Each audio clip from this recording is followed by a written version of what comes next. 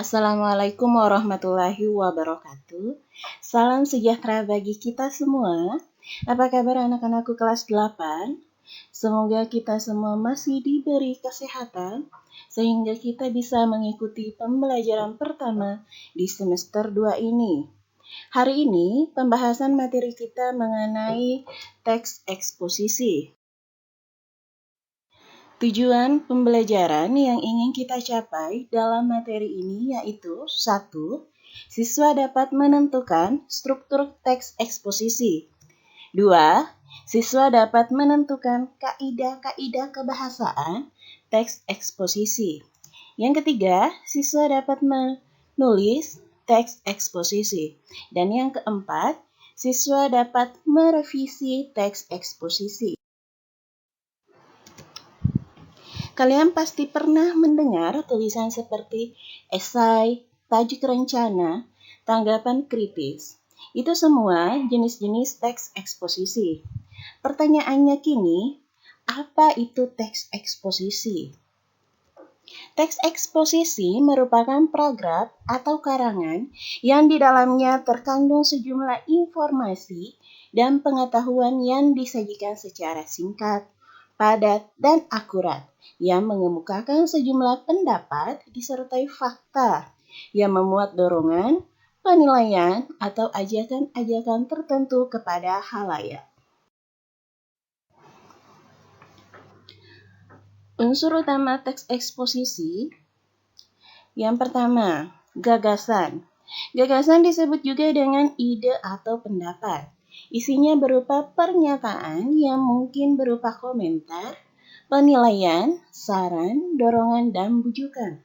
Contohnya, virus corona sangat berbahaya. Yang kedua, fakta.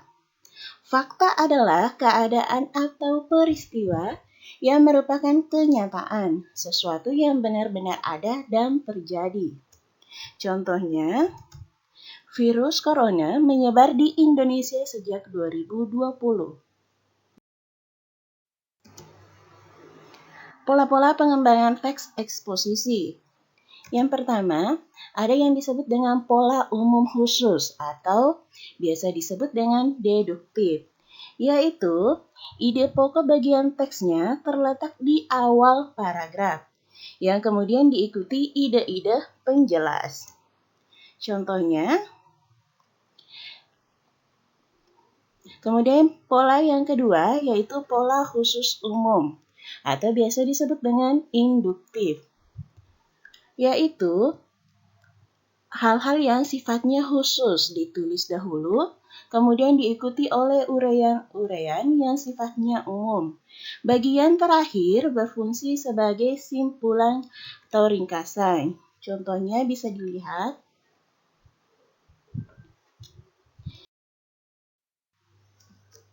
Yang pola pengembangan teks eksposisi yang ketiga, ada yang disebut dengan pola ilustrasi. Adalah gagasan-gagasan umum menggunakan ilustrasi sebagai contoh konkret atau nyata yang berfungsi untuk membuktikan suatu pendapat. Kemudian yang keempat, ada pola perbandingan, yaitu teks yang memaparkan suatu perbandingan yang ditentukan oleh perbedaan atau kesamaan berdasarkan aspek tertentu. Contoh paragrafnya. Selanjutnya, Ibu akan membahas kalimat utama dan gagasan umum atau yang biasa disebut dengan ide pokok. Kalimat utama adalah kalimat yang mengandung gagasan pokok yang digunakan untuk membangun isi paragraf. Berdasarkan letaknya, kalimat utama ada 3, yaitu deduktif, induktif, dan campuran. Kita bahas yang pertama, yaitu paragraf deduktif, yaitu paragraf yang kalimat utamanya terletak di awal paragraf. Contohnya, SMP Indonesia merupakan sekolah favorit. Banyak siswa berprestasi dari SMP tersebut. Lulusannya pun selalu diterima di sekolah unggulan. Ya, kalimat utamanya terletak di awal paragraf. Kemudian yang kedua, paragraf induktif, yaitu paragraf yang kalimat utamanya terletak di akhir paragraf atau pada penutup paragraf. Contohnya, banyak siswa berprestasi dari SMP Indonesia. Lulusannya pun selalu diterima di sekolah unggulan. Tidak heran, SMP Indonesia merupakan sekolah favorit. Adalah paragraf campuran atau deduktif-induktif, yaitu paragraf yang kalimat utamanya terletak di awal dan akhir paragraf. Di bagian akhir merupakan penegasan kembali apa yang telah disampaikan pada awal paragraf. Contohnya, SMP Indonesia merupakan sekolah favorit. Banyak siswa berprestasi dari SMP tersebut. Lulusannya pun selalu diterima di sekolah unggulan. SMP Indonesia selalu menjadi sekolah percontohan. Selanjutnya, gagasan umum atau ide pokok adalah kalimat yang menjadi inti paragraf. Ide pokok bisa ditentukan dengan dua cara, antara lain: 1. Ringkas kalimat utama. Artinya, kita bisa meringkas kalimat utama yang ada, seperti contohnya, bunga mawar itu indah. Bisa diringkas menjadi bunga mawar indah. Kemudian yang kedua, ditulis sama dengan kalimat utama. Artinya, kalimat utamanya harus ditulis sama persis dengan apa yang ada di paragraf. Karena apabila disingkat, tentu akan maknanya berbeda. Contohnya, sebagian besar sinetron bertema percintaan.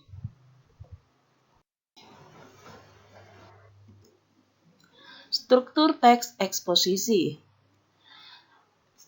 Ada 3.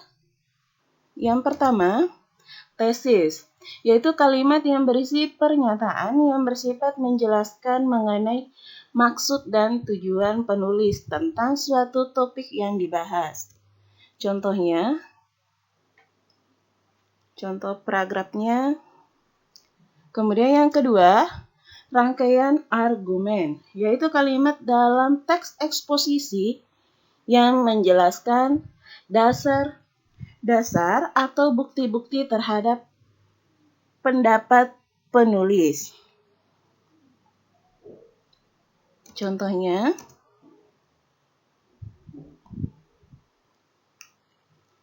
kemudian penegasan ulang adalah penegasan kembali atas rangkuman tesis dan argumentasi yang berisi penjabaran fakta yang telah dibuat. Bisa dilihat contoh paragrafnya.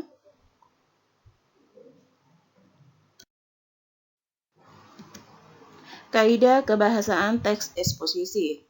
Yang pertama, menggunakan kata teknis. Adalah kata yang memiliki arti khusus terkait bidang atau keahlian tertentu. Contohnya, misalnya di bidang kehutanan, kata teknis yang sering dipakai adalah hutang lindung penebangan. Atau yang kedua, biasanya kata teknis yang sering digunakan di bidang jurnalistik, yaitu berita, tajuk, redaktur.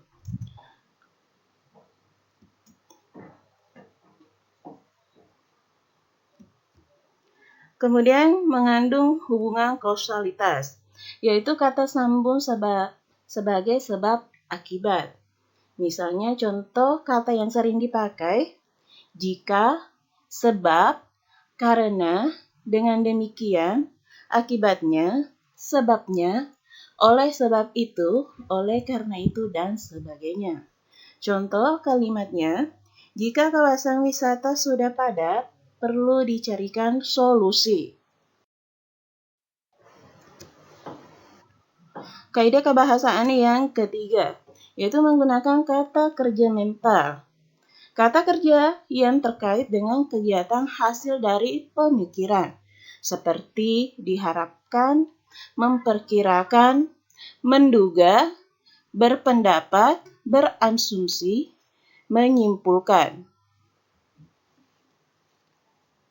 Contohnya, apabila tempat wisata sudah padat, bisa diperkirakan tidak akan menarik lagi. Kemudian yang keempat, mengandung kata perujukan. Kata yang dipakai untuk merujuk yang sudah dijelaskan sebelumnya, seperti berdasarkan data, merujuk pada pendapat, dan sebagainya. Contoh, dari data ini dapat disimpulkan bahwa wisatawan asing lebih tertarik pada budaya. Kemudian yang terakhir, mengandung kata persuasif, yaitu kata yang digunakan untuk memengaruhi seseorang, seperti hendaklah, sebaiknya, diharapkan, perlu, harus, dan sebagainya. Contoh, masyarakat harus diajarkan cara memilah sampah organik dan anorganik. Cara menulis teks eksposisi. Yang pertama, kita harus menentukan masalah atau topik yang akan dibahas. Kemudian, yang kedua, menentukan tujuan teks eksposisi yang akan ditulis.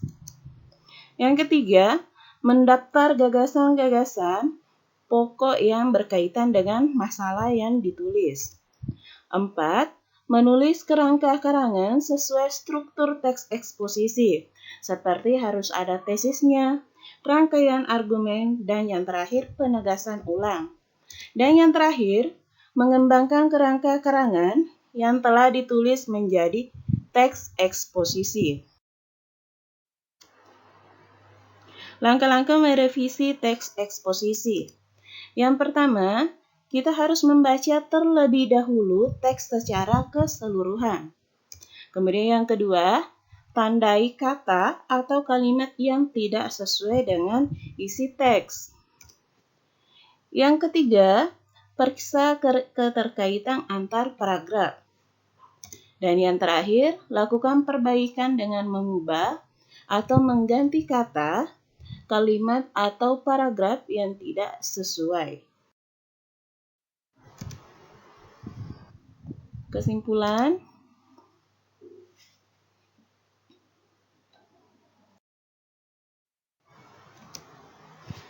tugas 1. Tulislah sebuah teks eksposisi yang singkat. Kalian bisa mencarinya di sumber media apapun, baik itu di internet ataupun koran. Kemudian, tentukan struktur teksnya seperti tesisnya, rangkaian argumen, dan penegasan ulang. Dan analisislah teks tersebut berdasarkan kaidah kebahasaannya. Apakah di dalam teks itu terdapat kata teknis, hubungan kausalitas, kata kerja mental, kata perujukan, dan kata persuasif. Kemudian yang kedua, tulislah masing-masing 2 contoh kalimat gagasan dan 2 contoh kalimat yang berupa fakta. Terima kasih sudah mengikuti pembelajaran hari ini. Jangan menunda-nunda tugasnya, selalu jaga kesehatan. Wassalamualaikum warahmatullahi wabarakatuh.